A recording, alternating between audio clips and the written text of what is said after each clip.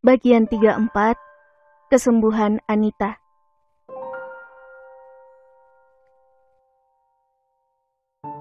Pipi Anita bersemu merah mendapat senyuman dari Romi. Ia merasa malu karena sejak tadi ia tak menyadari kalau Romi memperhatikan percakapannya dengan kakaknya. Sekarang ia paham kenapa kakaknya selalu memberi kesempatan kepada Romi untuk menjaganya saat kritis. Anita tahu Romi lelaki yang baik. Ia telah menolong sahabatnya membesarkan kembali perusahaannya hingga Nia bisa bernafas lega sekarang. Walau seperti itu, Anita tetap ingin diberi waktu untuk berpikir dan istikharah dulu sebelum mengambil keputusan besar dalam hidupnya. Arya dan Romi mengerti akan keinginan Anita. 1 minggu kurasa cukup Nit untuk mempertimbangkan semuanya, ucap Arya pada adiknya. Anita mengangguk setuju. Lagi pula, sekarang ia masih dalam kondisi lemah pasca sakit yang dideritanya. Seminggu Anita berpikir dan beristikharah, namun hatinya masih ragu. Ia takut jika hidupnya nanti akan jadi beban bagi Romi.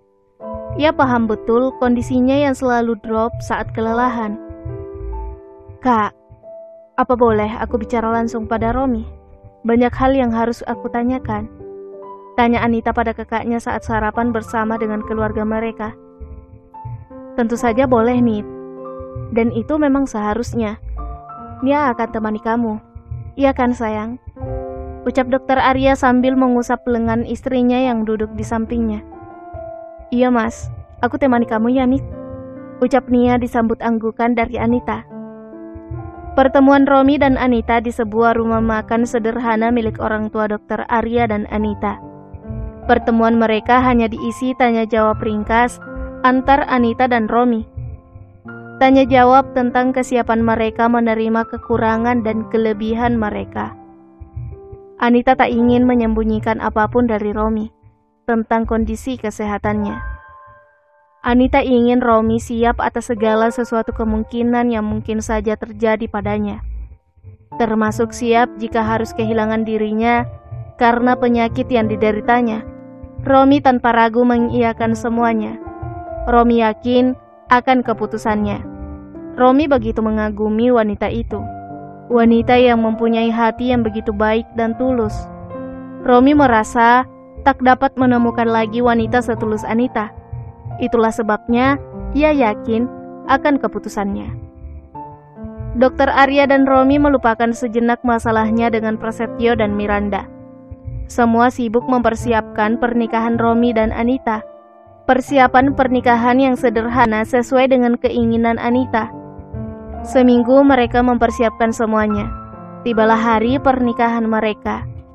Semua merasa sangat bahagia, apalagi kedua orang tua Anita. Mereka begitu terharu menyaksikan anak mereka bersanding setelah ijab kabul. Anita tampak sangat cantik dengan gaun pengantin syar'i warna merah muda, dan Romi dengan jas mengkilat warna senada dengan gaun Anita. Keduanya nampak serasi sekali. Setelah pesta berakhir, Romi memboyong Anita ke apartemennya. Anita tampak masih malu-malu pada suaminya itu. Romi paham atas sikap Anita. Maklum, karena Anita tak pernah dekat dengan laki-laki yang bukan mahramnya. Romi merasa sangat beruntung mempersunting wanita itu.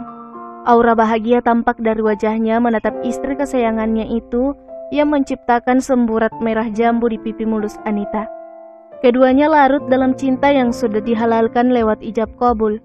Mereka berharap dapat mempertahankan kebahagiaan itu hingga maut memisahkan.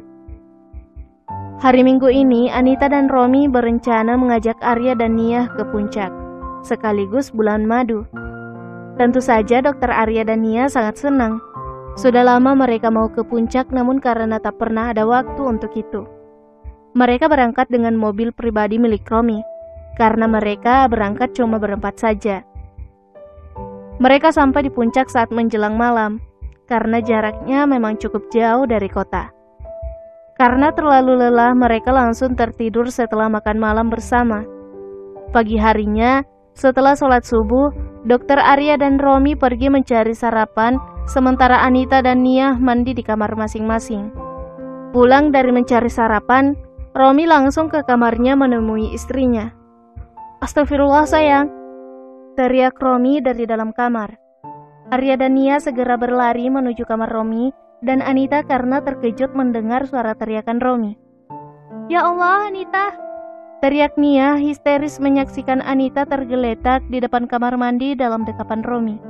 "Cepat angkat keranjang, Rom," sahut Arya mencoba untuk tenang. Bersambung.